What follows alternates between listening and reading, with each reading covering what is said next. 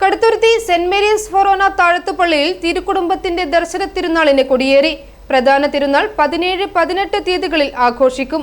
വികാരി ഫാദർ മാത്യു ചന്ദ്രൻ കുന്നേൽ കൊടിയേറ്റിന് കാർമ്മികത്വം വഹിച്ചു.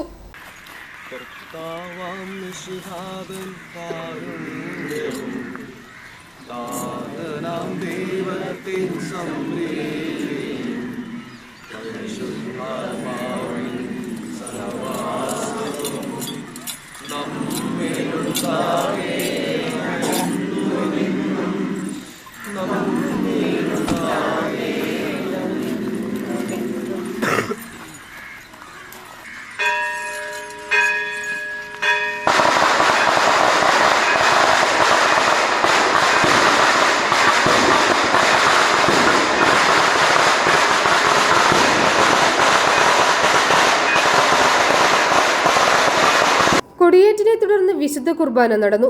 ജനുവരി 12, 13, 14, 15 തീയതികളിൽ രാവിലെ 6-നും വൈകുന്നേരം 4:30-നും വിശുദ്ധ കുർബാന.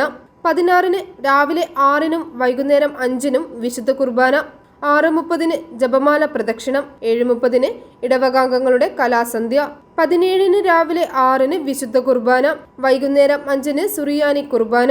6:30-ന് പട്ടണ പ്രദക്ഷിണം. 8:30-ന് സ്ലീവാവന്ദനം, കപ്ലോൻ വാഴ്ച.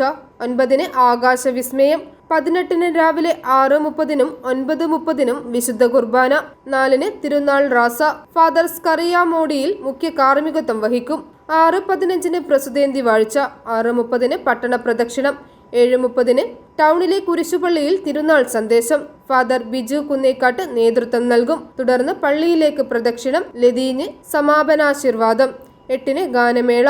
19-ന് മരിച്ചവരുടെ ഓർമ്മദിനത്തിൽ രാവിലെ 6-ന് പഴയ പള്ളിയിൽ വിശുദ്ധ കുർബാന. ഫാദർ വർഗീസ് ഇത്തിത്തറ PDM കാർമ്മികത്വം വഹിക്കും. തുടർന്ന് സിമിത്തേരി സന്ദർശനം. 7:30-ന് പുതിയ പള്ളിയിൽ വിശുദ്ധ കുർബാന.